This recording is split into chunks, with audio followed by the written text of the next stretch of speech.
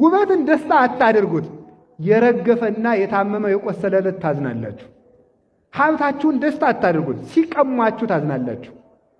ዘመድን የደስታ ምንጭ አታድርጉት፣ ሲታመም ሲሞት ትጎዳላችሁ። ባልንጀራን የደስታ ምንጭ አታድርጉት፣ ሲለያችሁ ሲከዳችሁ ታዝናላችሁ። ጉልበታችሁን የደስታ ምንጭ አታድርጉት፣ ስትደክሙ ስትታመሙ ሁሉም ይቀራል። የደስታ ምንጭ ክርስቶስ ነው፣ ደስታም ክርስቶስ ነው። ቅዱስ ጳውሎስ እንዲህ አለ ፊልጵስዩስ ምዕራፍ 4 ላይ ተፈስሑ ዘልፈ በክርስቶስ፣ በክርስቶስ ደስ ይበላችሁ። እስኪ በሉ ሁልጊዜ በሉ በክርስቶስ ምን ይበላችሁ አለ? ደስ ይበላችሁ ማለት ሁልጊዜ። ለምን ይላል? ብቻ እንዳይመሽ ግን ላሳጥረው፣ ከርቀት የመጣችሁም ስለምትኖሩ ለምን ነው ሁልጊዜ የሚለን?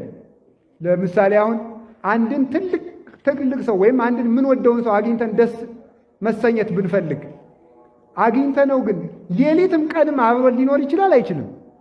አይችልም። ስለዚህ ያ ሰውዬ አንድ ቀን አግኝተነው አይ ማየት እፈልጋለሁ አባቴ ወይም ወንድሜ ወይም እቴ ናፍቀኸኛል ማየት እፈልጋለሁ ብለን አይተነው ደግሞ በመለየታችን ደግሞ እናዝናለን። እግዚአብሔር ግን ሁልጊዜ ሌላ ጉዳይ ኑሮት ወደዚህ ቦታ ደርሼ እስከምመጣ ቆዩ ብሎ ጥሎኝ ጥሎን ስለማይሄድ በክርስቶስ ሁልጊዜ መደሰት ይቻላል።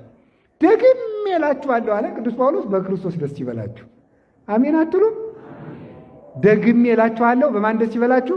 በክርስቶስ ደስ ይበላችሁ።